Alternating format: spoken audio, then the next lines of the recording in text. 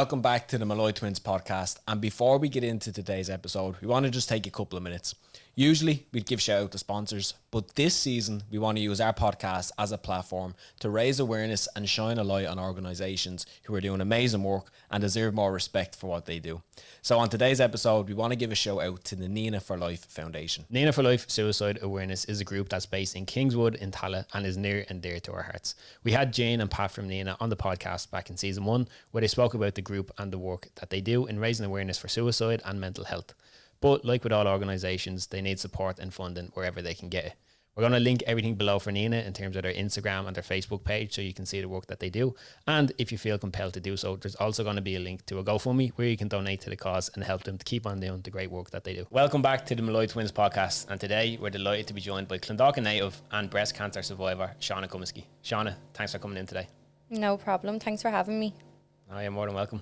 It's actually like when we were sitting down and doing up like guests and ideas for this season, one of the big topics we wanted to touch on was like cancer in general, but more specifically breast cancer, for reasons close to home, and then also just because it's such a widespread topic. I think since asking you on the podcast, I've mentioned it to 2 or 3 people that you were coming on, and every single one of them had either been affected by breast cancer or someone in their family or close circle was either gone through or had just got over breast cancer. So it seems like a much more common issue than I initially expected. Yeah, I think literally everyone that you know has someone that has been affected by cancer. Definitely, it's such a big thing and it's not spoken about enough. So it's so nice to come on and speak about it today. No, and we're grateful that you're willing to come on and talk about it and open up in that way. Thanks so much. Before we get into the heavy stuff, we like to start off with some quick fire questions. Yeah. I was trying to obviously I have a feeling this episode's probably going to get quite deep. Mm-hmm. So I wanted to try keep the quick fires lighthearted. Yeah. But I couldn't. So you're just going to have to deal with it. It's okay. But the first one is fairly basic. What's your favourite thing to do? Oh God. My favourite thing to do, probably the gym. Ever since being sick, it's my little output. So going there, just forgetting about everything for the hour is just one of my favourite things to do. But also spending time with family as well. You kind of realise what is more important when something happens to you. So spending time with family and then a little output in the gym as well. Nice. When you were going through all the therapy treatments, all that sort of stuff, what was something you loved to do during that time that gave you a bit of a break from things or an escape? Or spend time with family, go out with my friends. My friends were absolutely amazing when I went through everything. So just even going on a walk, getting a coffee, just forgetting about what you were going through and just doing normal daily life things was probably the best thing to do when you're going through all that. And speaking about them and not me for a change was something that I really loved doing. Nice. What's something that you're grateful for every day? Oh, this might make me emotional. My mum, she is my world, and she's actually very sick as well with cancer. So this is why cancer is such a big thing. And yeah, she's just amazing. Nice. What would you say was the toughest moments throughout the last couple of years for you? Being honest, probably my mum's diagnosis over my own, which is weird to say because people always say, how did you feel when you were diagnosed? But I was actually I think I knew it was coming, and I knew that I was going to get diagnosed that day. So I kind of had already processed it. But with someone else who you're close to getting diagnosed, that really takes its toll on you. And someone you've lived with your whole life, who's your best friend, it's always just been me and my mum at home. My brothers moved out when they were a lot younger, so it's always just been us two. So I think that was my toughest thing to happen in the past few years. It's getting deep already. Yeah. Fuck's sake, I wasn't ready for this. When you're in those low, whether back then or even today, when you're in those low moments or those difficult moments, is there any phrase or quote or thought that you go back to that just kind of helps you to put a positive spin on things? I wouldn't say phrase or quote, but I'd say that you just have to remember how lucky you are to be here today and to be able to do things still after everything you're going through. You're still here. You're still able to spend time with people. I went through a shit time when I was young, but I'm still here and I can tell the story and I'm able to do things that I probably never would have done before my cancer diagnosis. So just enjoy every moment, like every day, like just enjoy it like it's your last. It's probably not a quick fire, but has it changed your outlook on like life in general from the Yeah. diagnosis today? Yeah. Definitely. I think I am a totally different person now to who I was before. Like even friendships and stuff, or I lost a lot of friends when I was sick. I just changed a lot, and like I don't even think it was, looking back, I don't even think it was the friends at the time. I just think I was changing as a person. I look at things totally differently. I do things totally differently. I don't go on nights out all the time, drinking every weekend. I don't, like, my whole life is just different now, and I appreciate like the smaller things in life instead of a night out just getting drunk just for the sake of it. I would rather go to the park with my friends, spend time with them and their kids, spend time with my mum. Like, just smaller things matter more than a big night out. Yeah. Yeah. Oh, definitely. Okay, I think that was the first one. Quick fire questions were actually quick. Kind of quick, yeah. Fair play there. All right, so give us some context on yourself before we get into it. Like, what age are you now? You know, what age were you when the diagnosis happened? Where are you from? All that sort of stuff. I am from Clondalkin. I am 31 now. I was 28 when I was diagnosed. I am a makeup artist, a brow artist and a lash artist. I have been doing makeup 12 years. I'm 31 now. No, actually, that's a lie. I'm doing makeup 14 years since I'm 17, since I left school. So makeup's all I know. I have my own business. I'm self-employed. I'm self-employed a few years now. I actually don't know how long. Before a the while. diagnosis, were you Yeah, I'm self-employed, self-employed about 6 years, I'd say. Okay. I worked for Ingla before when it was booming, and Is then that the one in Liffey Valley? yeah, I was in the one in Liff Valley when it was really popular, and then I went and rented just in a salon. Yeah. And then when COVID came, obviously salons were kind of gone, so I just started working from the house after COVID, and then when my mum got sick, we got the cabin just so I had somewhere separate. Yeah. That makes sense. And what kind of, you were 28 when you got diagnosed? Yeah. Before that, was there any, like, was cancer even a thought in your head before any of that happened? Was it something you were looking for or checking for regularly? Was there family history? Yeah, so there's, all I've ever known kind of is cancer, being honest. My stepdad passed away when I was 13 from cancer, and he was kind of my role model, like, in life. He's there since I was 3, so he first passed away from lung cancer, and then 2 years before my diagnosis, my mum actually got breast cancer. So it was something that I kind of always knew. It's kind of all we ever knew. And then when she had breast cancer, I started checking myself. Before that, I probably would have never checked myself, being honest. And then when she got diagnosed, she actually didn't tell anyone about what she had. And then she went to a doctor and they seen it. And that was like a shock to me, that she like had, it was an inverted nipple at the time, whereas she thought that was nothing got to do with cancer. Whereas now we're finding out so many different things that people would be like, oh no, that's not cancer. So when she found that out, I kind of always checked. And then obviously when I found a lump, I was in the shower and I ran straight down to her and I was like, oh God, I better ring the doctor, just because she had it before. It does kind of give you a fright. But I actually didn't think it was cancer at that time. I just said I better get it checked. Yeah. You said earlier on, Shauna, that you'd kind of processed it before you got the diagnosis itself, and kind of, I don't know if came to peace with it is the way to say it, but you at least kind of accepted it almost. What was it that happened between finding the lump and then actually getting the diagnosis that got you to that point? So when I found the lump, it was actually COVID times, so it was very hard to get into the breast clinic. It was ridiculous. And also because of my age, they never think that it's cancer when you're 28. They just kept saying, oh, it's hormones, like it's probably nothing. Now they referred me only because of my mum. That's probably the only reason I got in, was because of her having cancer before. So when they referred me, that was in January. And then I think March came and I got a letter, but I actually had COVID at the time, so I couldn't go in. And they don't let you in for 6 weeks after having COVID, because that was at the very start of COVID, so they were terrified. So we had to wait till like the end of April then. And even when I went in then, like they didn't do the checks like they usually would.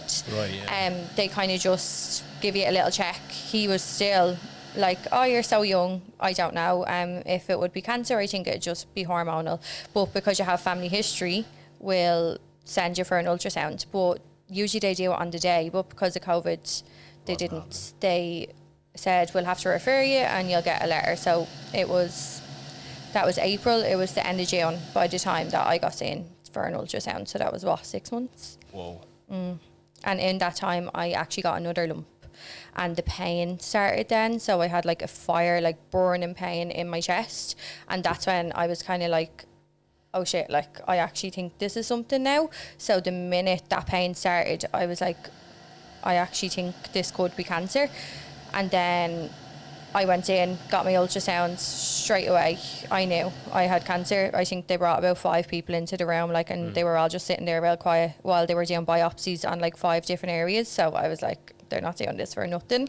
And any time I asked a question, they just kept saying, oh, we can't tell you anything today. Like we wouldn't be able to tell from like looking at the screen, which I knew was a lie because I actually had biopsies before, and they were like, it's nothing, it's fine. Yeah. So I knew straight away. The minute she brought like a doctor and 3 other nurses into the room, I was like, Something's it's obviously going on cancer. here. Like, I'm not stupid, but yeah, that's how I kind of processed it. I was like, the minute the pain started and then the minute the biopsies, I was like, yeah, I definitely have cancer. Fucking hell. You may have said it there, I missed it. How long was it between when you found the lump and when you got officially diagnosed? Officially diagnosed, so January till July. Okay, so yeah, about 7 months. Yeah. What, like, was that just 7 months of you being like a nervous wreck with this thing constantly on your mind, or were you able to have a normal life as well? At the time, I was so busy. I think a lockdown had lifted, and I was like, when the lockdowns were lifted, people were like, brows, lashes, everything. I want everything done. And I was also going through college at the moment to do like a train-the-trainer course. Right. So I was so busy that I actually wasn't even thinking about it. And at the time, I was so tired. And looking back, it's obviously from the cancer, but I was like, I'm so busy, I'm wrecked. Like, I remember just falling into bed every night. But it was obviously because I had cancer, and I was just thinking I was so busy. So I didn't start worrying about it until I was waiting on the biopsy. So when the second lump came up and it was starting to hurt, like I remember even driving the car one day, my mum was in the passenger seat, and I was like, I actually think I have to pull over because this is hurting me so much. And she was starting to panic then. And then we tried to go private, obviously, because the pain, I was like, there's something going on there. And the minute I tried to go private, we got the public appointment. So in between the time of the pain starting and the biopsies, yeah, I was kind of worried all the time. But before that, nothing was phasing me. Like, I didn't think anything was wrong, being honest. Yeah, and like, when you talk about the pain, was it, because I'm sure a lot of women are probably listening to this and they're like, oh, I felt pain in my breast before. Or was it like a different kind of pain to anything you had felt previously, or could you have just passed it off as being, oh, I just feel a bit sore like today? it was like something was burning inside me. It was so weird because they always say if you get pain with breast cancer, it's not breast cancer. Like, I've always heard that. Really? Like, that was always a thing. Oh, if it's pain, like, no, it's not cancer. I'm like, that's obviously a lie, because the minute I felt pain, I was like, that there's something wrong in there. Like, I know there's something wrong. But it was really like something was burning in my chest. Like, I could feel the heat off it and everything. Like, it was, and that was like a big area. That was, you could feel there was changes in that area. It wasn't like a big lump, but you could feel like a big area of changes. So I knew straight away. This might be a weird question, but the lumps themselves, like, I'm sure the big message for people off the back of this is check yourself, because once you find it early, it's much better. But do the lumps be somewhere that's like quite easily accessible? Like, you'll find them, or do you have to kind of like dig in? No, you really have to look. Like, really, my first lump, even the doctor said, I don't know how you found that lump. Right, okay. She said it's so deep in and it's so small that, like, you're so lucky that you actually found it. Like, like, there's a lot of videos, I'll share them after this. Like, there's a lot of videos online to show you how to check, like, and be thorough with checking. You have to use like the tips of your fingers to kind of check. And I honestly don't know how I found it, because I remember even after that, after I found it and I was checking again to see if it got bigger or anything, I couldn't find it sometimes. So I was like, how did I find that? It was actually tiny, but then the second one was quite big. Like, so anything, even if you feel something, you're like, that's not a lump, just get it checked. Like, what is the harm? Like, just get anything checked that you find that's never been there before or that's different. Great voice. Once the diagnosis came back then and they were like, yeah, it's cancer, what was your, I don't know, immediate reaction to it? It was actually funny because the doctor even laughed when my doctor, he's unreal. I love him, but he's real lovable. Like, he pulls his chair right into you, and like he gets real, like he's like a dad. Like, he's an older man, but my mum was more upset than me. I kind of knew, so I was just like, yeah, Grant.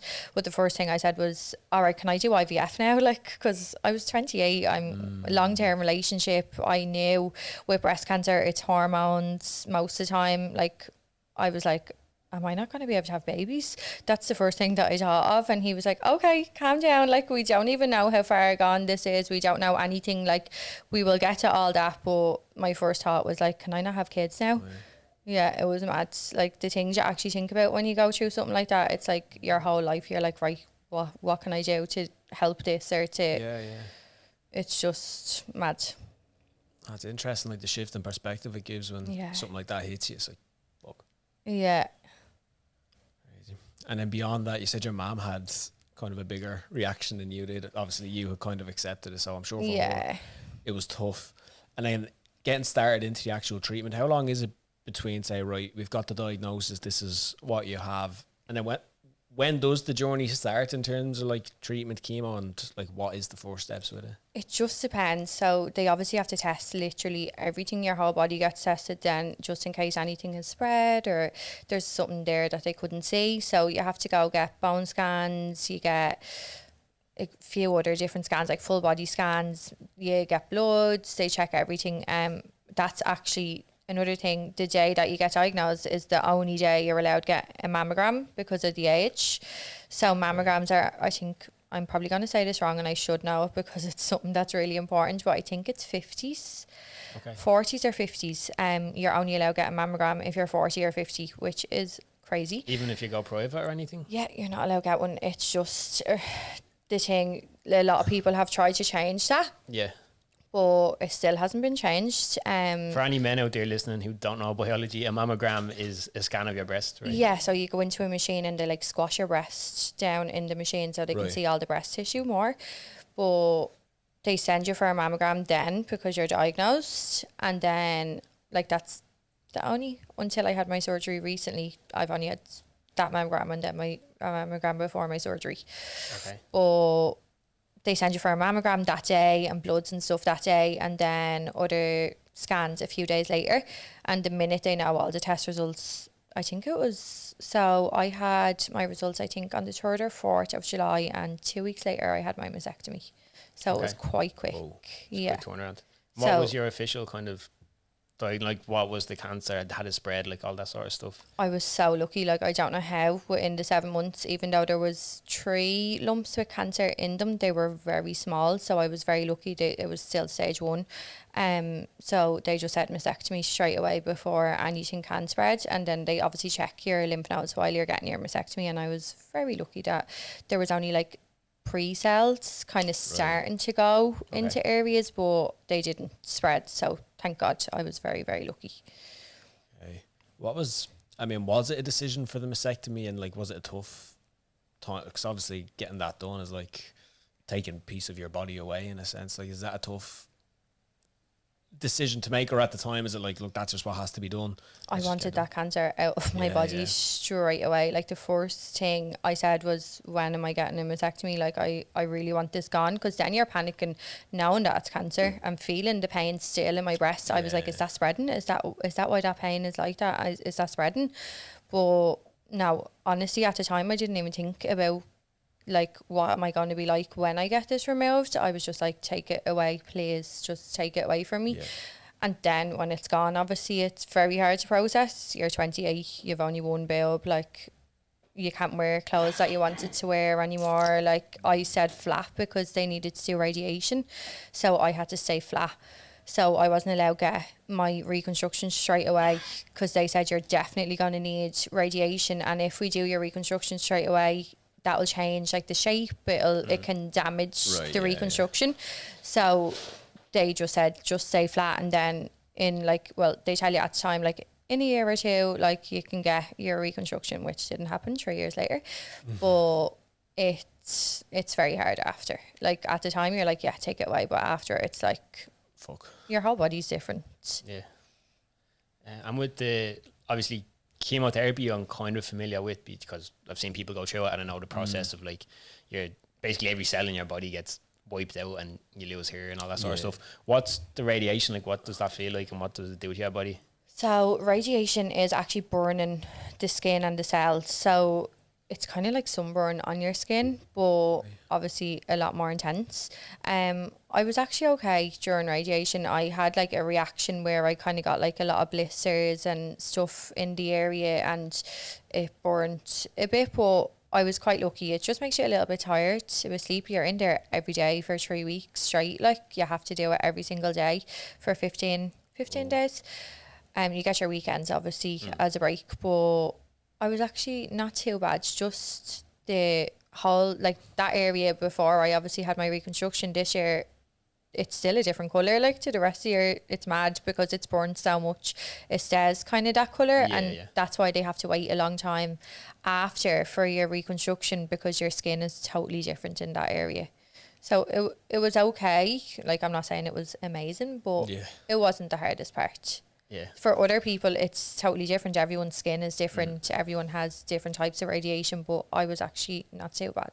Yeah. And I know, obviously, with chemotherapy, if you're going through sessions of chemo and stuff, like your whole life is put on pause. Yeah. With radiation, is it the same thing? Like, are you not working? Are you kind of just bedridden for the day? Yeah. Well, you're not bedridden. You can still get up and out, but like I didn't work during my whole diagnosis just because you're constantly in the hospital. Your whole life has just changed. Like, it's just mental, like the amounts that you have to go through. But radiation, you could work. They say you can work, but I just took the choice just to take it off and not work while I was sick. Yeah. And did that bring any, obviously physically it has its own sort of backlash. Mentally, were you struggling at that time with things? Yeah, Jesus, being self-employed and going through something when you're sick, it's just a pain. Like, the government doing nothing for self-employed people. I think it took 5 months, 6 months before I got anything off them. And sure, you have bills, you have things to pay for. So that was probably one of the hardest things, going through, obviously at the time, having cancer, and then like your money struggles as well. Like, it was so hard. I'm so lucky for my friends and my family. Like, they literally helped me out so much. But it's just ridiculous. Like, the government do absolutely nothing for self-employed people. Like, I was self-employed 4 years at the time, I think, and I got €180 a week after 6 months or something. Didn't get backdated or anything. What are you meant to do with that? I know. It didn't even cover my bills. Like, no, I can imagine. Really cover a takeaway on the weekend. Yeah. Literally, like, didn't cover anything. Only for my partner, my mum, and my friends. Also, like, used to always just send money, like, left, right, and centre. Like, only for them. I don't know what I would have done. Yeah. I wanted to ask, did you have to get chemotherapy, or was it based on the fact that it was still early stage cancer that you didn't need chemo, it was just the radiation? So when you get your mastectomy, they send your tumour away and see how well it will react with chemo. So at the time they were saying, because you're so young, because you've gotten breast cancer so young, I think we're just going to do chemo just as precaution. At the time I was like, yeah, do whatever, I don't care. Yeah. But then I actually ended up getting a new doctor then, because my other doctor left, and she was like, I don't think we should put you through that if we don't have to. So she said, I'm just going to send it away to get it tested and see how well it will work with chemo. And it came back really low that it wouldn't do much for me. So I was very lucky. I'm on hormone treatment instead. So instead of chemo, they shut my ovaries down. So I had to go through IVF. So we done IVF, and then I started injections to keep my ovaries shut down for 5 years. Okay. That's a lot. Yeah. That's people kind of think when you don't get chemo, like, oh, you didn't get chemo, it's not that serious. It's grand, but no, like, there's a lot more. Like, even the whole experience in itself, like, you think, right, you find a lump, you go, you get that sort of, like, you don't think of the knock-on effect. Like how it literally, much. it feels like it just consumes your whole life for however many years it takes to get, like, if it ever stops, I don't know if it's like Yeah. an ongoing thing forever, but I didn't realize how it kind of just consumes everything. Like your life from that moment to the diagnosis onwards is completely different So to an different. extent. Yeah, it's mental. Like, it's even now, 3 years later, like, I'm still on treatment. Like, Monday I'm in hospital to get my injection, like, still going through the side effects, like, in never bleeding ends. No, it doesn't. And why? This is probably a stupid question, but you had breast cancer. Yeah. Why do they shut down your ovaries? Because my breast cancer is hormone fed, so if I have any hormones in my body, that's feeding the cancer. So they have to block every hormone that I had by shutting down my ovaries and giving me tablets that like block all my hormones. Okay. That sounds crazy. Intense. Mad. Yeah, mad. And what's the IVF process like?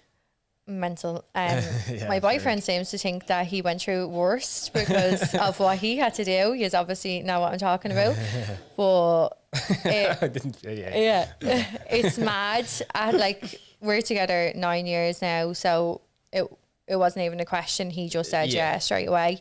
But like, most of the time, if you ask him about kids, he'd be like, no, not having kids. But the minute it came to IVF and not being able to have kids, he was like, yeah, straight away, yeah, I'll do anything. So it was mad to think that we had to go through that when we didn't have to, because you get tested and stuff to see how well everything works, to see if you would be able to have kids, and everything was perfect with both of us, so we're very lucky in that sense. And hopefully when my ovaries are back, it'll be the same. But it was weird. Like, it was like going in there, everyone's a little bit older getting IVF, and like, I was like the youngest. Even some people were like, oh, like, how come, even the doctors were like, did you walk in the oh wrong God, door? like, how come you're like getting IVF? And I'm like, I'm going through cancer treatment. And they're like, oh, right. Because they'd never expect to see someone young like in, but like, it's good that they have it for cancer patients. Like, it's really amazing that they do it. They do it all for free. Now, my partner had to pay for some of his side of things because he's not the one getting, but you can do just your eggs, but we chose embryos because there's actually like a 70% chance that your embryos will work, and there's only like, I think, a 5 to 10% chance that eggs will work. Oh, so exactly. it's a lot different. Okay. So like, you have to sign forms and everything. It's mad. Like, if we break up, like, they're my embryos, they're not his. you Like, can't take so them. I do be slagging him saying, no way. if we break up, I'm just gonna have your kids and then you'll have to get back with me. But like, if he passed away or anything, like, or if I passed away, like, he can have them. Like, you have to sign all that over. It's mental, but it's so worth it. Like, it was hard. You have to do all the injections. I have videos actually on my Instagram. Looking back on them, it's so funny. Don't know how I ever put them needles in me, but it was mad going through it when you didn't have to. Yeah. But I'm glad we have embryos there today. We have 4. Okay. And when you say you didn't have to, do you mean like you going through IVF was just a precaution in case your ovaries don't function as normal once you come off the treatment? It's just, it's your choice. Like, at the end of the day, we had 2 weeks to do it because they had to start my treatment like straight away. So we literally had 2 weeks. We didn't know if we were going to get any eggs in them 2 weeks because sometimes it's like over a few months process, like. Right, So like, the first thing, as I said to you before, was me saying I want to have kids. Can I do IVF? So I've always wanted to be a mom. Like, if I get to be a mom, I'll be very, very happy. So it wasn't even a question. I was just like, yeah, I want to do IVF, like, as precaution, just in case we have them there, I could get a surrogate. I was thinking everything. I was like, once I have embryos there, I'm happy. So yeah, it was just as precaution. Nice. And with the treatment you're getting at the minute, where they kind of shut off your ovaries, so you're not getting natural hormones being produced in the body, let's say, does that impact you much in terms of energy levels, mood, like those sort of things? Yeah, that's probably the hardest part, being honest. It puts you into menopause. And when someone says menopause, you don't even think, especially men, even me, like, I'd be looking at women saying, I'm menopause, like, before this, and now I'm like, holy mother of God, like, menopause is disgusting. Like, it's one of the hardest things I've ever had to go through. Like, your energy levels, your sleep is affected, your mood's affected, the hot flushes during the day, the night sweats. Like, during the night, I'd say I wake up about 6 times and the whole bed is soaking. Like, I can't remember the last time I slept under a cover. Like, it is mental. There's trial drugs that you can try, because I'm not allowed any hormones. I can't take HRT. I can't try anything that a natural menopause person would try, but I've tried trial drugs and stuff, and it's just putting more stuff into your body. I've been through enough. I don't want to add extra things in. I'll just deal with it. So look, I eat healthy, I go to the gym, I try my best to keep myself really healthy, so that's my way of kind of dealing with it. But it's actually horrific. The side effects, you couldn't even write them down. Like, some of them, I'm like, why is that happening to me? And then you say it to the doctor and they're like, oh yeah, that'd be the Solidex injection, like that's the menopause. And I'm like, yeah, of course it is. Yeah. And then you see like women sharing things and I'm like, oh my God, that's why that happens to me. Like, that's menopause. It's mental. Like, some of the like brain fog and everything, like it is mental. That's probably the hardest part, is and another 2 years to go, but it's flying in. We'll get there. Oh, you're managing it well. Yeah. And am I right in saying that the only reason you have to get the injections is because you have the gene? No, just because it's hormonal. Hormonal? What's it? I find all of it confusing. There's so many different types of cancer. It's actually mental. So my type of breast cancer is hormone positive. Okay. So because I've hormone positive, I can't have any hormones in my body. But the gene is actually something totally different. Like, a lot of people can have the gene. I actually don't know, now that you say it, I don't know if only hormone positive people have the gene. I'm not 100%, but the gene is like totally different to the injection. Okay, and you have the gene? Yeah, so I have BRCA2. Okay, so you have the gene and you're hormone positive. Yeah. The injection is because you're hormone positive. Do you get anything because of the gene at the moment? That's why I had my second surgery. So I had to have my other breast removed, and then because I was fully flat on one side, they had to take muscles from my back and move them around to the front to rebuild the breast. So like, I have a big scar going across my back now as well, and then had double reconstruction on the two breasts. But obviously the right breast, I do have to think which side is the cancer side. The right breast was still there, so they could do the reconstruction straight away, whereas the left breast was flat, so they had to take my muscle from my back, bring it around to the front and reconstruct the whole breast with the muscle. And now then they had to stretch the skin, so every 3 weeks you have to go in and get like it filled with, it's the weirdest thing ever. I swear to God, it was so funny even watching them do it. But they fill it with water every 3 weeks, and now they're fully filled now, so I'm just waiting on my next surgery now to get implants put in. So it's a long process. From finding a lump in the shower to it's mental. You couldn't write it. Madness. Like, in one way, it's like, it's amazing how they're able to do all this stuff. It's mental. Like, they said that they got the idea from pregnant women, like when their belly, the water starts to fill, when their stomach starts stretching with the water, that's where they got the idea from, which is mental. Fair play, but yeah, it's mad. Like, the whole experience, and maybe even going back to school. What school did you go to? I'm assuming it was local enough. Closhbridge. Yeah. It's like, growing up, all girls school. Was breast cancer something that was ever spoken about? Did you know? So I imagine your mom had never gone through it. Would you have known anything from education? No, they don't teach you anything that you should be taught. Like, back in the day when you get taught anything about your body, it's things that you don't need to know. It's literally ridiculous things. I honestly think that breast cancer, like men, like any cancers for men, like all cancers should be spoken about in your like sex ed and big time, like anything like SPHE or whatever. I don't even know the classes anymore. But anything like that, they should be talking about real life things. Like, it shouldn't just be like about having sex. It should be about things that happen in life, like real life things. I knew nothing about breast cancer before my mum was diagnosed, like nothing at all. Even for men, like men can get breast cancer. Like, do you know what I mean? Like, I've heard that. I went into the breast clinic before and there was a man sitting there and he got called in and I was like, what? And then when I found out I had the gene, they're like, yeah, men can have breast cancer as well. Like, so like, it should really be taught in school, like, to check yourselves, definitely. We went to Moyle Park and they used to do a pink day once a year where you'd wear pink, and I think that was for breast cancer because there was an old receptionist who worked in the school who had it. So they'd done stuff to raise awareness for it, but they never actually taught us about it. I wouldn't have known that. You know? No. They just bring in £2 and wear a pink t-shirt. Yeah, it's like, all right. They're giving money to it, but they're not teaching you about it. Yeah. And because obviously we have somebody close to us who's going through cancer at the moment.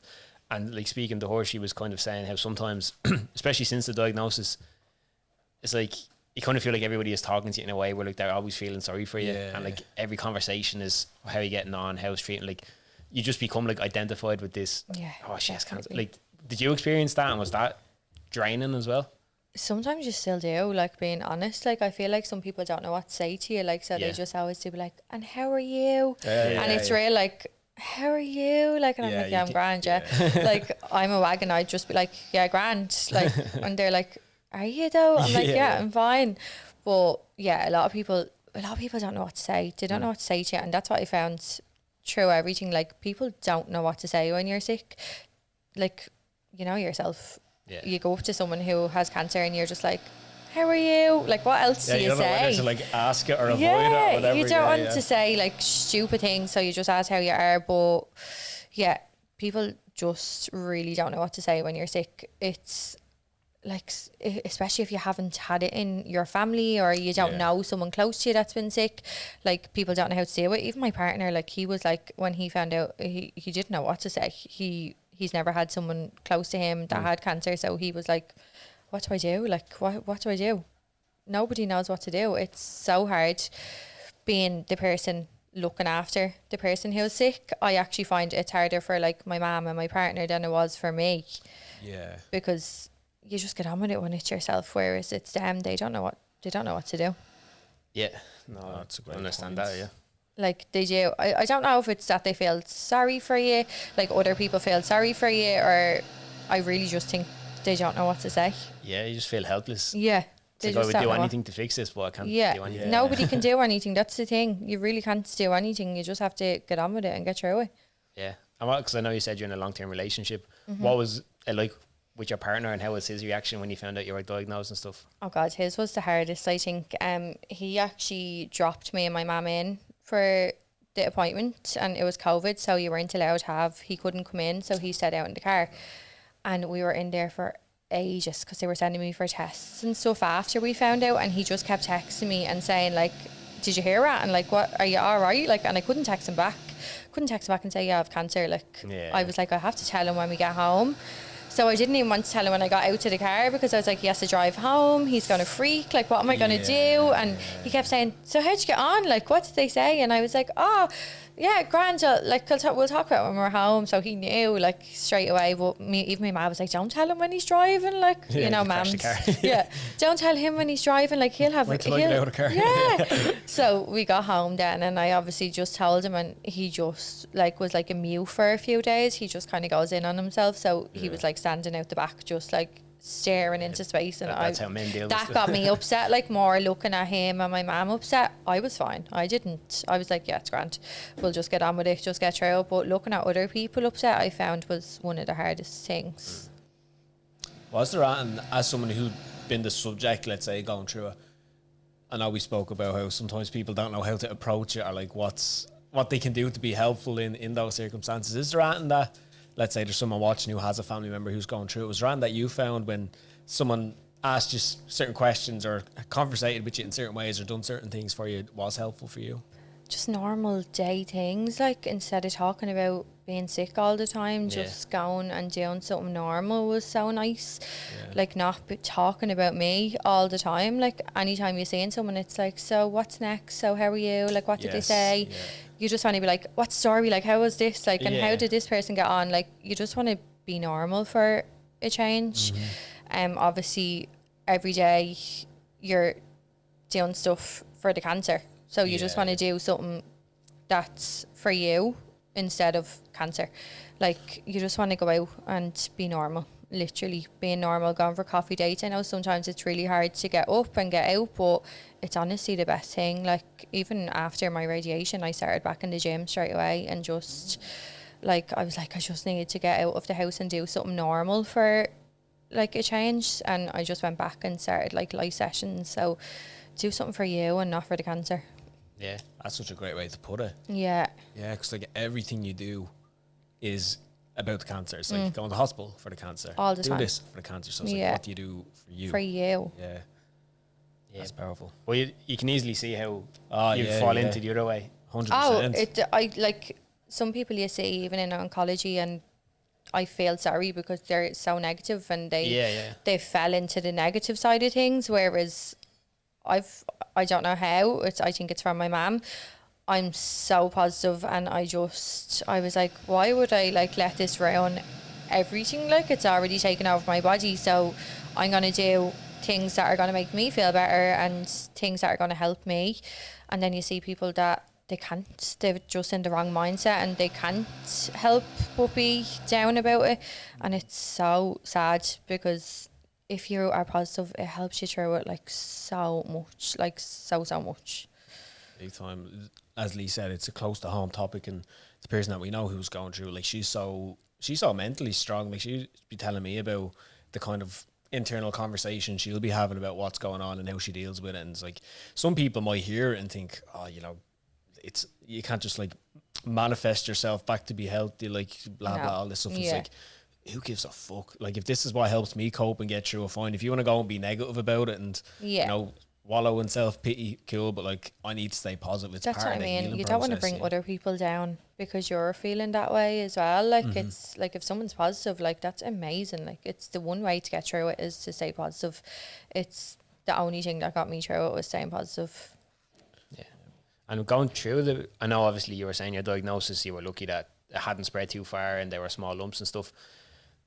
Did you feel there was light at the end of the tunnel? Or was there a point in it where you're like, I don't know if I'll ever be like cancer free, or I don't know if I'll be able to beat this? Or it's weird because a lot of people that have had cancer do always be like, oh, I'm so afraid of recurrence. Like, anytime I find something, I'm so scared. But I've never actually had that, and it's weird. I do be like, am I a weirdo? Like, why do I not worry about, like, anytime I get my scans and anytime they're checking me, I'm like, oh, is that something? I actually haven't worried since I've had it.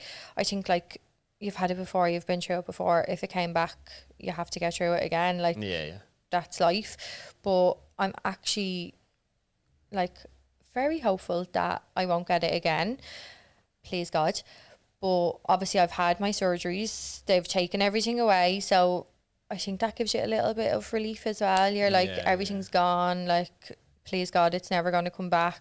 Now, obviously I have more surgeries ahead and it is still never ending, but I'm very hopeful that I won't get it back. Please God. Yeah, because I've heard some people talk about survivor's guilt. Is that what they call it? Yeah. Has anything like that ever...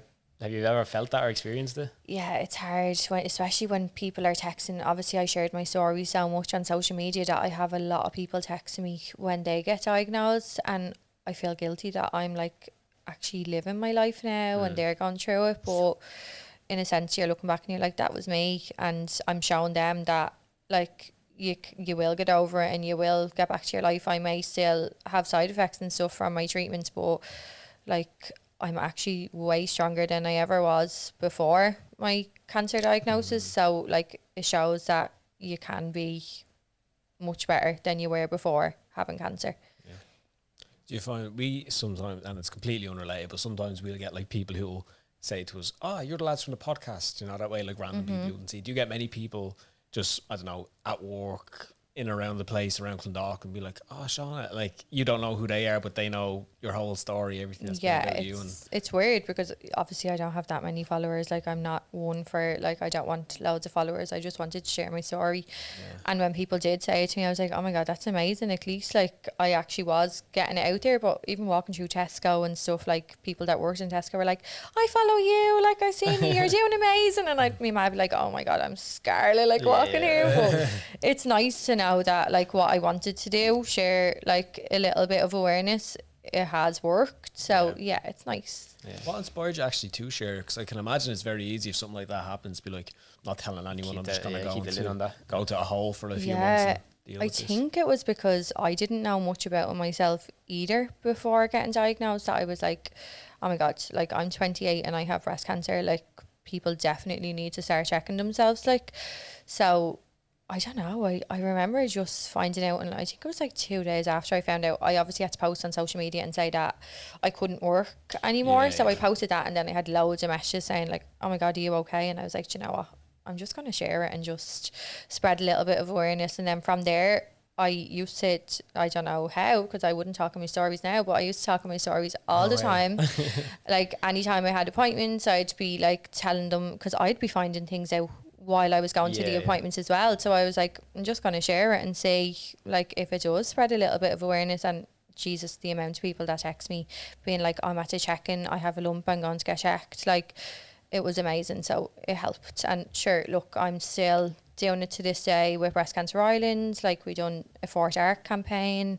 I'm an ambassador for Breast Cancer Ireland. I was an ambassador for the 30 days, the 100k in 30 days. Like, so, like, anything to raise money, spread awareness, like, I'm all for it now, like, if it's going to help someone. Amazing, fair play to you.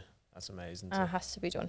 Someone has to do it, but unfortunately there's not a lot of people willing to. No, there's not a lot of people. If they get asked, they're like, no, definitely not. Or they'll do like the one little brand ambassador thing, and then they won't even talk about it on their stories or anything. Like, whereas I'm just like, yeah, fuck it, come on, let's do it. And maybe a stupid question: does it make a difference?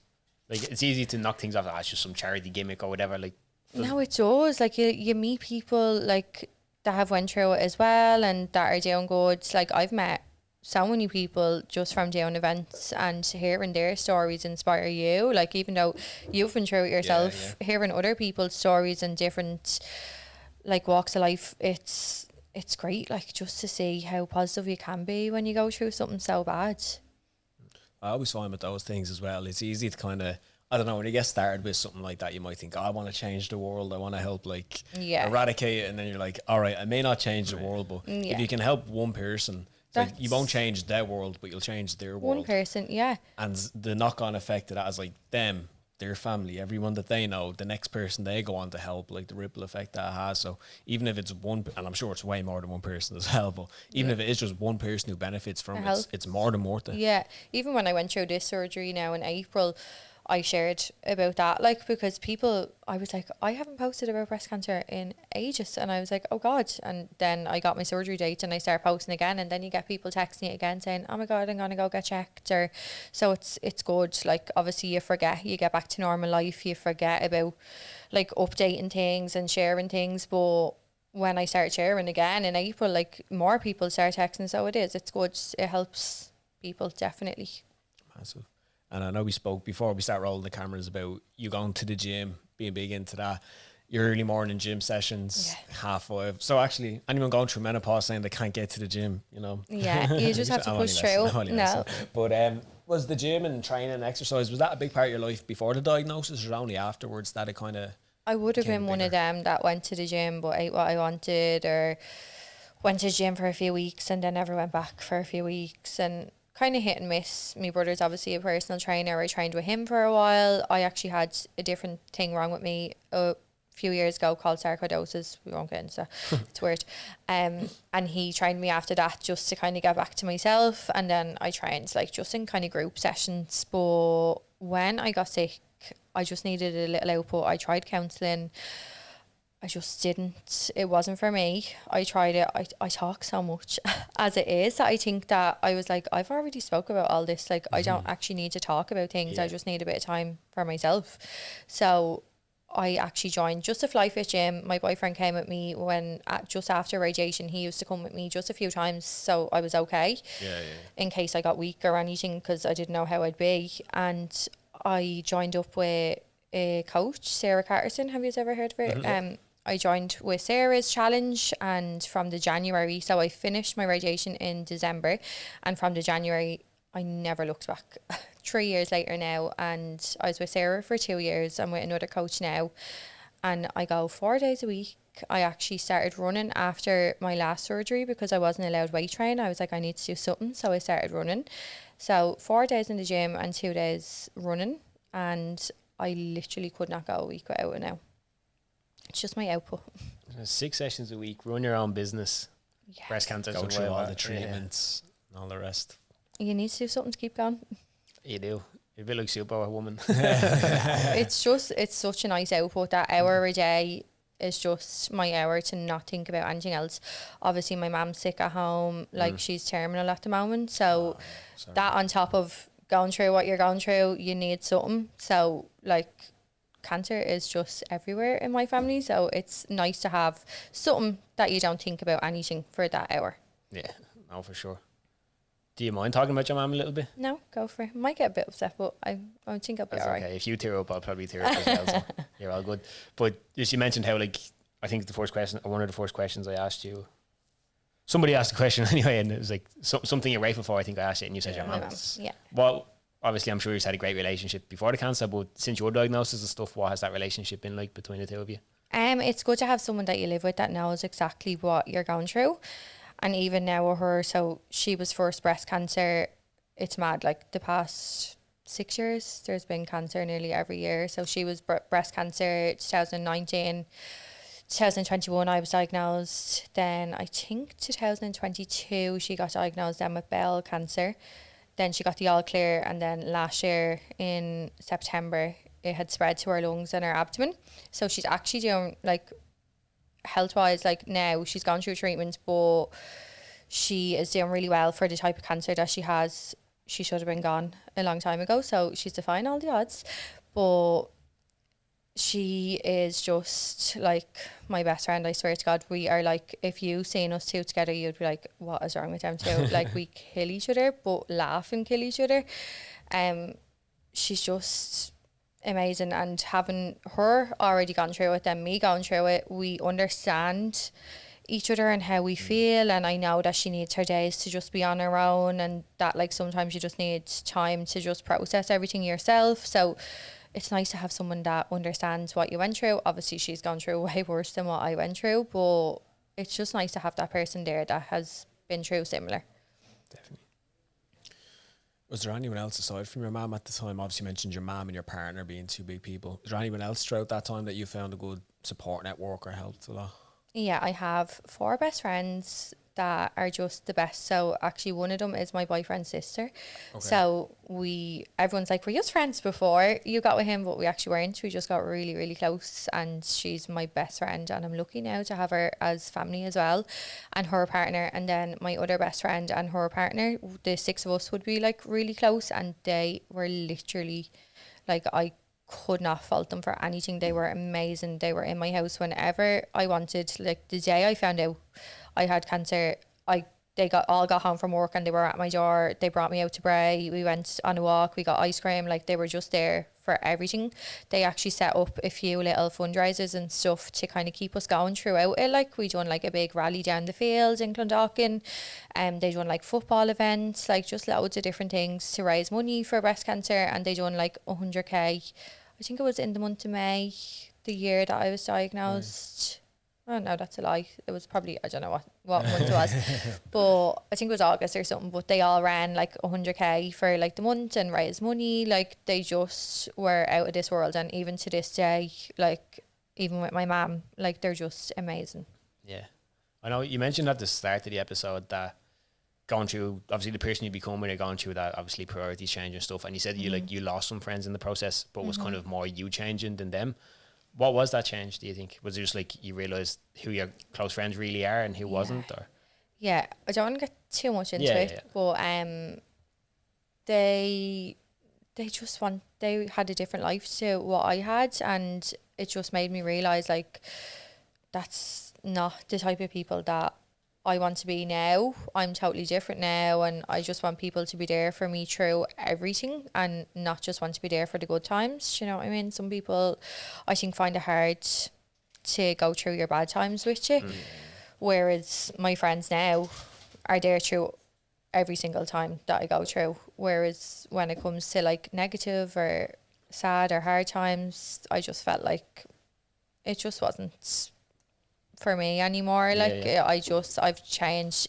Even like everyone says to me, like, yeah, you're so different now, like, you're so much more positive. Like, I hate drinking, I hate going out. I'd rather just be like sitting with my friends, having the chats, like eating food, like just being happy and not locked. But like, I can't even explain. I don't even know how I changed, but obviously everything I went through just made me a different person. Oh, it would. Yeah, fact. With the, like, don't know if desire is strong enough of a word to be a mom. I don't know what we'll call it, but like that need almost to be a mother. Maternal instinct. Yeah, that maternal instinct. Was that as strong before the diagnosis and at that stage, or is it only since going through that's really? No, I've always, I think because me and my mum are so close, I've always wanted that.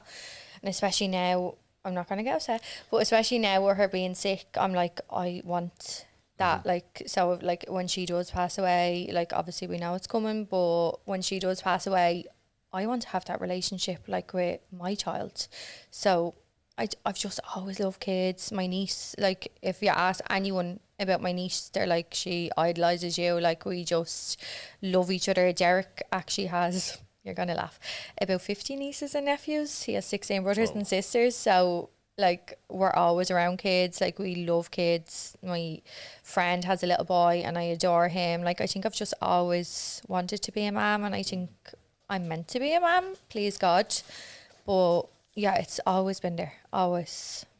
Yeah, well, when the time comes and you become a mother, you'll have some story of resilience and strength to pass on to her. Yeah, please God. Big time. I was chatting to someone a couple of weeks ago and they were saying, how do you know that you're successful? Like as you get older, how do you know what success is? And he said he was chatting to some fella who's like, has lots of money and all the rest, so like it's easy to say, if you have this much money or these holidays, whatever. He goes, as you get older, you realise the real measure of success is if your kids still want to be involved, still want you involved in their lives. 100%. I cannot agree more. 100%. Like money is not everything. Like having kids that love you, way better than money. And I'm sure like you just trade all the money you have, anyone who's in that position. Yeah. So even going through stuff like you've been through, I asked at the start, like, has your perspective on life changed or anything like that? And this has absolutely zero comparison, but we spoke about the photo shoot that I done before we start recording. And even like that little thing, that little bit of discomfort you go through. Of, 100%. That stuff is like, it does put stuff in perspective. Yeah. And imagine yours is like 10x that. You're like, fuck, the amount of shit we value in life that is meaningless. Like, really, really puts doesn't things. matter. Yeah, I'm telling you, like, stupid little things just don't matter anymore. Like even when people are moaning about stuff, I'm like, are you messing? Like there's way worse going on than that. Like stupid little things just don't matter to me anymore. Yeah. What advice would Shauna of today give to Shauna pre-diagnosis? Oh, you're way stronger than you think you are. I remember like when I was sick, that thing that I told you I had before, I was so negative, like so negative when I went through that. I was really depressed. I was so bad. And that was because my mindset was negative. I didn't help myself whatsoever. And then when I got cancer, I just gave myself a kick up the arse and I was like, right, that's it. Positive vibes all the time. Do things that is going to make you feel better. So like I now can say like even my last surgery in April, that was way harder than my first surgery. And I got through that. Like people were like to me, oh my God, like how are you like working 4 weeks after that surgery? Like, and I'm just way stronger than I was before, like 100%. So yeah, if I could tell myself anything before I had cancer, you're way stronger than you think you are. Love it. I want to chat a bit about entrepreneurship as well, because as if you don't do enough stuff and haven't been through enough running your own business. I suppose that's being a mother in some ways. You have your own baby, my baby of a business. What's that been like? Just obviously, I'm sure all the treatments and everything have had massive impacts on it, but how have you found that entrepreneurial experience? And do you enjoy being self-employed or? Love being self-employed. I don't think, well, I say now, I don't think I'd like to go back working for someone. If I had to, I would, of course. Yeah. But I've built my business from nothing up, and I'm very lucky that I have loyal clients that stayed with me through literally everything. Like, I don't know how, but I think nearly all my clients came straight back to me after being sick, and I was out for a long time when I was sick. I think I took a year off. So they all came back. I was delighted, and even now I have way more clients that come to me and still keep coming to me just from word of mouth. So yeah, I'm very proud of my little business. Could still keep growing, still have a lot of things that I want to do and that I am going to do, and I'm in the process of doing as well. Nice. But it's hard, very hard. Like some weeks are not as good as others, but it's worth it in the end. It's a roller coaster. If I wasn't self-employed, I wouldn't get to spend as much time with my mum. I wouldn't get to help her with appointments. So I'm very grateful for that side of things. I can take the extra day off a week to do her appointments with her. Like, if I have appointments, I can take the time off. Like, I can come here today. Like, it's really good to have your own hours, especially when you're going through a lot. Like, it's really good to be able to just say, like, oh, I'm actually going to take today off, or like, I'll block that day off, or, but then again, you don't get paid if you take that day off. So it has its ups and downs, but it's so worth it. Love it. And I think especially being a woman, being self-employed, it's so inspirational. I was chatting to my girlfriend about it, just asking her if she'd ever be interested in going self-employed, and she was like, oh, I don't know, because like I think to be self-employed you need to be really good at like managing your schedule and being on top of your time and doing your finances and then doing the actual job of whatever it is you're trying to do. It just all comes. You do, but you figure it out. Like, yeah, it's just like some weeks I'm like, oh my god, I haven't done that. Oh my god, I forgot to order that. You're always going to have a week where you're like, oh god, I didn't, like, I need to order that real quick, or I need to fly and get that. I thought I had that in stock. Like, it happens to everyone, like, but you just learn as you go, and it's so worth it in the end. Yeah. You said that there's still a lot of things you want to do. What kind of things do you want to do with your business? Oh God, I could write a list. I want to in the future. So I already done one part of my train the trainer when I just got diagnosed, and I was obviously going to go on and do the second part, but I want to go back and do that so I can teach, because obviously I don't want to be standing doing brows and lashes for years and years. I'd rather be teaching when I'm a little bit older, so I'm going to go back and do that. I was actually only looking today, and I also, before I had this surgery, had qualified in tattoo brows, because I want to be able to give back to cancer patients and do, if anyone's gone through chemo, I'd like to do cancer patients' brows for free, and obviously work in it as well, but I'd like to give back to cancer patients too, because a girl that I know done mine actually for free when we thought I needed chemo. So that's another thing that I want to do, is a little bit of tattoo, like the fee brows and stuff like that. Nice. Love it. That's unbelievable. That's just for now. We'll think about the rest. Plenty. The list goes on. Yeah, definitely. Did you say you got your brows tattooed? Yeah, I got them tattooed at the, now they're faded now because we only done one, because then I didn't need the chemo. But yeah, she done them for me for free. There's loads of girls who'll do them for free if you're going through chemo. Deadly. It's amazing. Yeah. I'd imagine, like, obviously going through chemo for anyone is horrible, but like, as women, obviously there's a lot tied to your appearance, and like, of course, your hair, your eyebrows, all that sort of stuff. Yeah. And to have all that taken away from you as well must be. That was the first thing when they said you might need chemo. I was like, I need my brows. Anyone who knows me, they're like, yeah, your brows are always perfect. So I was like, put them brows on me, please. I would have freaked, but like, it's so hard. Even my mum, like, her hair doesn't fall out; it just thins out. So with her, she's on chemo 2 years nearly now. So her hair's like gone really bad, and you can see it in her, like how self-conscious she is about it, how much she hates, like, she's like, I can't go out like that, like, look at the state of my hair, like, I can't go out like that. So it does, it affects your everyday life, definitely. Even men, I think, if you didn't have hair and you love your hair, it would affect you 100%. Big time. I just wear a cap every day. Yeah, you think that, but you'd still be self-conscious about it. Sure, yeah, definitely. Definitely. No, it is and again, like, the knock-on effect of that is like it affects your appearance. Now you're self-conscious, so it's easier to fall into that negative mindset then of everything that's going 100%. in. So I think any little thing you can do to keep make that it better, positivity. yeah, you have to do anything positive you can do, just do it. Just cling on for it. It's unreal, Shauna.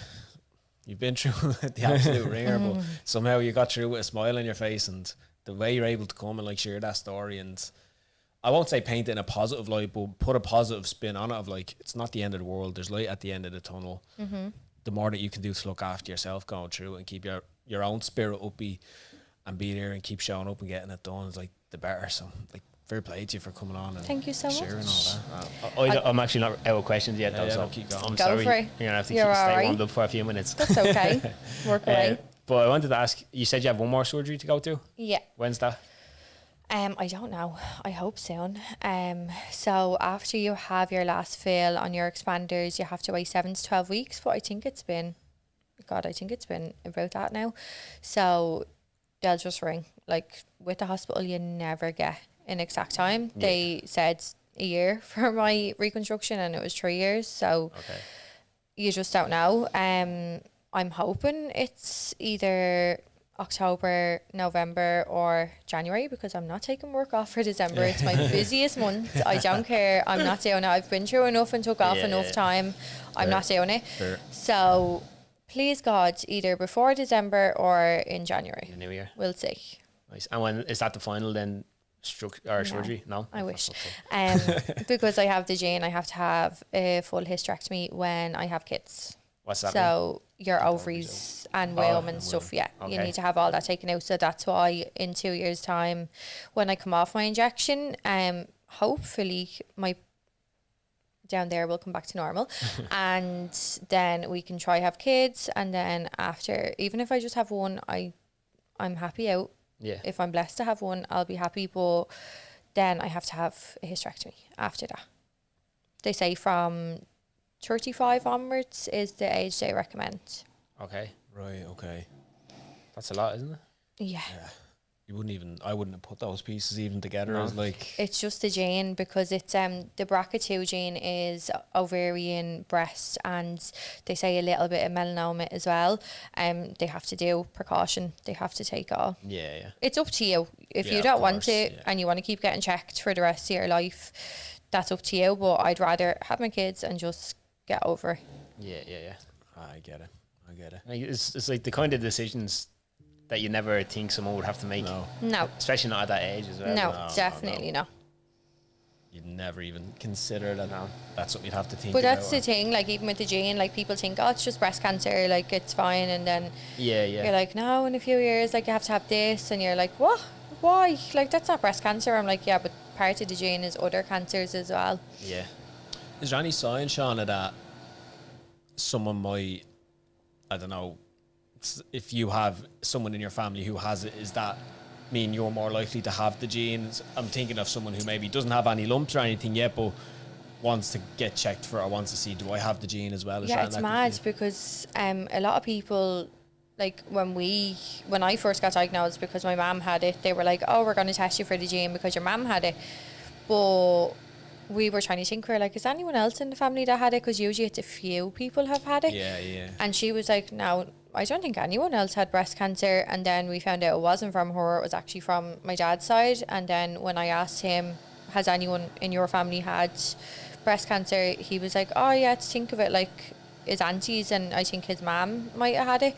So I think a few people usually have it in the family, one or at least two. But like if even your mum had it, like I don't think they're very reluctant to check you for it. They're very reluctant. Like even my brother, I think he was on the waiting list for 2.5 years before he got his test, and it was just sent out in the post, the test, and he just sent it back. So like you could have sent that ages ago, like, and he has it. So like you just don't know. It's mental. Like we would have never known if I didn't get diagnosed, but now we'll know for our kids' sakes as well. But for other people getting checked, like you don't really know unless there's a few people in your family, more than one. You don't really know. Just always check yourself. Like just be cautious of checking. Better safe than sorry. Yeah, definitely. If your mum hadn't have had her diagnosis, they probably would have never even. Remember you were saying like, oh, they weren't going to do an ultrasound, but just because your mum had it, they probably wouldn't have never checked, and then the other lump would have came, or Could be 3 or 4 years down the line before. With younger people, they're so reluctant to think that it's breast cancer. I don't know what it is or why, because there's so many young people that have been diagnosed, especially in the past few years. So I don't understand why they're always like, oh no, it's just hormonal. And they say early diagnosis is the key, and then like they make it so hard to get diagnosed. Yeah. It's mental. How does that make sense? I know. When does anything the government do? Yeah, it's like you can't have a mammogram till you're in your 40s. Like, so you're saying I can't have breast cancer till I'm in my 40s? Yeah, that's what they think. Honestly, that's what they think. Sounds only recently the smear test age got lowered. Yeah. It's just mental. This country's mad. Yeah, it is. My last question is a bit more positive, I think. I might put you on the spot a little bit, but for anyone out there who's listening who maybe is going through some sort of form of cancer treatment or has been diagnosed or whatever, what's the message that you would like to pass on to them? There is light at the end of the tunnel. There's a lot of positives, even though it might seem like everything's negative at the moment. There's a lot of positives as well. It'll show you how strong you are, definitely. And spend time with your family, enjoy yourself, don't let it take over your whole body. It's already in there, so do something for you every day. Do something for you, and just smash it. Like you're gonna get through it. You're gonna get to the end of that tunnel, and you will forget everything that happens. Like sometimes I look back and I'm like, I can't even remember going through that. Yeah. So it may seem like it's going on forever, but you will look back on this day and you won't even remember what you went through. Like, just be positive and remember that there's other things in life than your cancer diagnosis. Beautiful. Is there anywhere people can follow your story, keep up with what you're doing, Shauna, your business, your own journey, anything like that? Yeah, my page is, oh God, what is it? Shauna Comiskey Beauty, I think, is my page. Think so. On Instagram. We'll have you tagged and everything anyway. So Shauna Comiskey Beauty is my page. It's obviously a business page, but I share a little bit of everything on there. Shauna Comiskey, you're a legend. Thanks so much for coming in today. Much.